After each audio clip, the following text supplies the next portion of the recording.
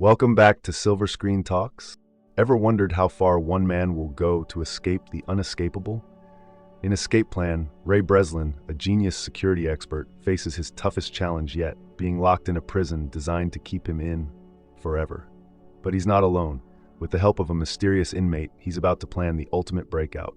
Stay tuned as we break down the twists, turns, and hidden secrets behind this thrilling escape. New to the channel? Hit that subscribe button. We bring you amazing movies with detailed explanation which you won't want to miss out. The movie begins in a prison in Colorado where a man named Ray is locked up.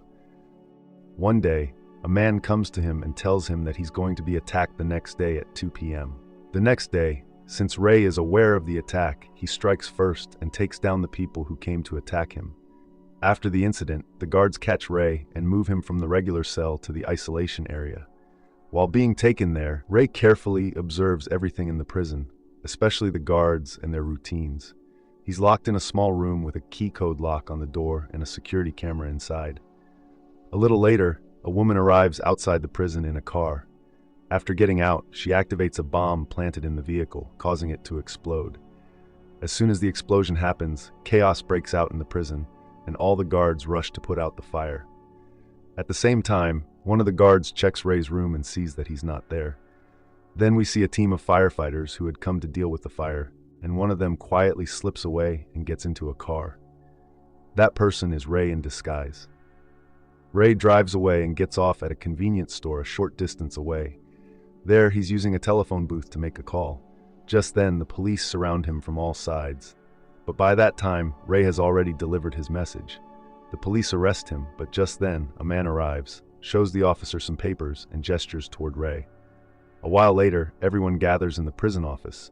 Ray's partner, Lester Clark, who is also the CEO of B&C Security, is present there as well. Clark tells the warden that they were hired by the Federal Bureau of Prisons. Their job is to evaluate the security systems of prisons across the country. Ray visits different prisons, tests their security by attempting to escape, and proves how effective or ineffective their systems are. Lester tells the warden that his prison has failed this test. This makes the warden furious, and he angrily asks Ray how he managed to escape, fooling their entire security system. Ray explains that he paid close attention to every small detail in the prison, and that's what helped him escape. When the warden asks how Ray got the key code to the door, Ray reveals that the chocolate milk he was given every day came in a carton with a thin wax laminate layer. He secretly peeled off a piece and stuck it on the keypad to see which buttons the guards were pressing. Ray also tells them that the guards assigned to monitor him used to take a 7.5-minute break every afternoon. Taking advantage of that window, and now having the key code, he got out of his room and accessed the security room's computer to backdate his own security camera footage by 1 day. He says that after that, he avoided being seen by the guards, made his way to the fire truck, and finally escaped the prison. Hearing all this, the warden is left stunned and asks, "Why would anyone want to stay in prison voluntarily?" Lester smiles and replies, "Ray has already broken out of 14 prisons so far." The next morning, when Ray arrives at his office, he finds his colleagues Hush and Abigail there, along with the company's CEO, Lester. They've all gathered for a meeting because a woman named Jessica has come to see them. Jessica is from the CIA. Jessica offers Ray a special mission. Under this mission, Ray has to test the security of a highly classified prison. Abigail isn't comfortable with Jessica's offer. She explains that this prison is completely off the public radar. There are no trials, no convictions. People who go there simply disappear. Lester then says that even though the job sounds impossible, from a financial perspective, they're being offered double the usual amount, $5 million. He tells Ray, "You're an artist at this, and you're the best at what you do. We should take the offer." Jessica further clarifies that due to the sensitivity of the mission, none of Ray's teammates will be told the location of the prison. Hearing this leaves everyone uneasy. Still, Ray agrees to the condition and accepts the mission. Jessica informs him that he will be given a new identity for the job. The next day, Abigail and Hush show Ray his fake profile. His new identity is Anthony Portos, a suspected bomb maker believed to be behind several explosions across Europe and South America over the past 10 years. Hush explains that in the prison where Ray, posing as Anthony, is going, his point of contact will be the warden, Roger Marsh. Hush also gives Ray an evacuation code in case things go wrong. Then Hush injects a tracker chip into Ray's arm. After that, Ray sets out on his mission. He reaches a marketplace where Abigail keeps an eye on him from a distance. Hush continues to track Ray's movements on the computer. Suddenly, a black van pulls up. Several men get out, tase Ray, and drag him into the van. They remove the tracker chip from his arm and destroy it, cutting off all communication between Ray, Abigail, and Hush. One of the men then injects something into Ray's neck, knocking him unconscious. When Ray wakes up, he finds himself locked inside a glass cube cell, elevated above the ground. Surrounding him are many similar cube cells, each holding other prisoners. Every box is constantly monitored by 360-degree rotating cameras, watching the inmates from all angles. Ray is disoriented and has no idea what's going on. After a while, Ray is brought into a briefing room where a man approaches him and introduces himself as the warden. His name is Hobbs. Ray asks him about Warden Marsh, but Hobbs coldly replies that there is no one by that name here. Ray then gives him the evacuation code, but Hobbs simply tells him that he's never getting out of here, so he'd better not try any of his tricks. Meanwhile, Abigail and Hush are desperately trying to track Ray, but they're unable to locate him. A little later, all the prisoners are brought down to a common area. Hobbs keeps a close eye on Ray the entire time. Ray looks around and realizes the prison's security is extremely tight, with guards stationed everywhere. Once they're in the common area, a few inmates try to bully Ray and attempt to attack him. Ray lands a solid punch on one of them. Just then, another prisoner steps in and orders everyone to back off. He introduces himself as Rotmeyer. Rotmeyer asks Ray why he's in this prison, but Ray doesn't answer. Rotmeyer then tells him that he used to work in security for a man named Victor Mannheim, a kind of modern-day Robin Hood who made a habit of stealing from the rich and giving to the poor. As he walks away, Rotmeyer gives Ray a warning: don't get yourself killed. A little later, Ray is back in his glass cell, closely observing everything around him. Rotmeyer watches him carefully from a distance, noticing his focused behavior. The next scene shifts to a group of Islamic inmates praying. Even there, Ray keeps his eyes on every detail, especially the guards' movements. Meanwhile, in Hobbs' office, a copy of Ray's book, written on prison security, sits on his desk. As Ray continues surveying the prison, Rotmeyer approaches him and asks, "What is it that you want?" Ray replies that he wants to go to the isolation area. Rotmeyer immediately tells him that's not something he should wish for, but Ray insists and asks for a favor. To make it happen, Rotmeyer stages a fake fight with Ray. The two start brawling, drawing the attention of the other inmates who quickly gather around. As soon as the guards see the commotion, they rush in and tase both Ray and Rotmeyer. The two are thrown into the isolation boxes. Inside, the prisoners are tortured with blinding lights that are constantly flashed at them. Both Ray and Rotmeyer struggle to endure the intensity. Despite the pain, Ray manages to keep himself composed and begins examining the structure of the box, looking for a way out. He eventually feels something unusual on the surface of the box, perhaps a clue or weakness in the structure. Shortly after, a doctor arrives to examine Ray. Ray asks the doctor, "Where is this place?" But before the doctor can answer, a guard enters and orders him to leave. The next day, Rotmeyer asks Ray if he found what he was looking for. But Ray doesn't respond and begins to walk away. Rotmeyer follows him and asks what Ray used to be before coming to this place. Ray tells him, "I'll tell you, but I need a favor. I need a piece of metal, about 3 inches wide, round, and smooth." He says that if he can get that piece of metal, he might be able to get Rotmeyer out of here. Rotmeyer then approaches a guard and says he wants to speak with Hobbs. A little while later, Hobbs meets with Rotmeyer and tells him, "So, the desire for freedom finally got to you. You're ready to tell me where Victor Mannheim is." Hobbs demands that Rotmeyer come clean and give him Mannheim's location. Rotmeyer replies that he can draw a map showing where Mannheim might be. But when he does, Hobbs gets furious after looking at it, realizing it was a trick. Angrily, Hobbs orders his guards to restrain Rotmeyer. The guards begin torturing him by forcing water into his mouth through a pipe. But amidst the chaos, Rotmeyer manages to grab a piece of metal from the floor, the exact kind Ray had asked for. A little while later, Rotmeyer gives the metal piece to Ray and asks him to finally tell the truth about who he really is. Ray opens up and says that he used to work for the Federal Bureau of Prisons, where his job was to test prison security systems. He tells Rotmeier that Hobbs has used his records and techniques to build this place and make it unbreakable. Ray explains that he was sent here to evaluate the prison's security, but now he's starting to believe the whole thing was a setup. He doesn't know who's behind it yet, but he's determined to find out. Rotmeier asks what the next step is. Ray says they'll need to create a distraction, and for that, they need to get back into the isolation box. He believes there's something underneath it, maybe a conduit or tunnel. Ray says the design of the prison makes him believe it's built underground, and if he can get beneath it, he might find a way back up to the surface. Rotmeier points out that the isolation boxes are made of metal, so how are they going to cut through it? Ray explains that this place must be near the ocean. He can feel the moisture in the air. Whoever built this prison used steel rivets instead of aluminum, and over time, steel rusts. That rust can be their weak point. Ray says they'll apply concentrated heat to the rivets to make them expand and loosen quickly. Rotmeier asks how they'll generate that kind of heat.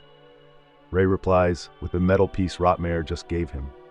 Ray then tells him it's going to take some time, so Rotmeier has to create a diversion. According to the plan, Rotmeier purposely picks a fight with another inmate. Within minutes, a brawl breaks out, and just as expected, the guards rush in and throw both of them into the isolation boxes. Just like Ray had planned, he successfully heats the rivet at the base of the box. The heat causes the rivet to expand and pop out. Once it's loose, Ray signals to Rotmeier. As soon as Rotmeier hears the signal, he starts screaming loudly to draw everyone's attention. Meanwhile, taking advantage of the distraction, Ray removes the panel at the bottom of the isolation box and finds an opening leading downward. He climbs through and makes his way into the basement. Rotmeier keeps the guards and Hobbs distracted. Ray begins searching for a way out from the basement. Eventually, he finds a path that leads him outside. But the moment he steps out, he realizes the prison is actually located on a cargo ship, surrounded entirely by ocean. Ray quickly heads back inside. Just then a pipe bursts, and water starts flooding into the lower area, creating chaos. The guards rush to evacuate the isolation boxes and get the prisoners out. Amid the chaos, Ray manages to sneak back into his isolation box just in time. On the other side, we see Abigail telling Lester that the check given by the CIA has been frozen. She says she hasn't been able to contact Jessica, the woman who came from the CIA. Lester replies that things like this happen in big organizations all the time. He assures her there's nothing to worry about. When Hobbs sees the loosened rivets in the isolation box, a guard tells him they probably popped out due to old age and water pressure. Hobbs accepts the explanation, but starts getting a little suspicious of Ray. A while later, Hobbs calls Lester to learn more about Ray. Lester reveals that he's not Anthony Portos, but actually Ray Breslin. He explains that many people have invested money to ensure this prison is truly unbreakable, and Ray was sent there just to prove that it is, by making sure he can't escape. Lester tells Hobbs it's his responsibility to make sure Ray never gets out. He also adds that Americans, Russians, Chinese, British, and Swiss are all pouring in money to find out where Victor Mannheim is, because Mannheim has developed a program that could collapse the entire banking system. And Rotmeier knows where Mannheim is. Lester orders Hobbs to find out Mannheim's location as soon as possible. Hobbs says that Rotmeier has grown close to Ray and has developed a new level of resistance that wasn't there before, and Ray is the reason for it. Lester responds, "Then break Ray." A little while later, a guard comes to Ray and starts beating him. We see the guards repeatedly hitting Ray and torturing him, trying to weaken him so that he can't escape. Rotmeier encourages Ray, telling him that he cannot give up and he must stay strong. Rotmeier says that he must escape in order to punish those who sent him there as part of a conspiracy.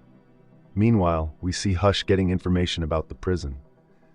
Hush informs Abigail that this prison is known as the Tomb. The Tomb is a black site prison, beyond the reach of law and government oversight. It is completely illegal and is run by powerful mafia groups and other criminal organizations. People are imprisoned there if they are considered a threat by the mafia, or if the mafia fears them, and these organizations pay huge amounts to have them locked up. Hush says that Ray is most likely there. Abigail asks where the tomb is located, and Hush replies that he still hasn't been able to figure out its location. Ray and Rotmeier observe the guards' routines, but there's a problem. The guards don't follow a fixed routine. They constantly change their shifts randomly. After this observation, they start planning their next steps. Ray needed to find out where this place was. To do so, Ray decided to get the doctor's help. To meet the doctor, Ray injures himself and uses the injury as an excuse to visit the doctor.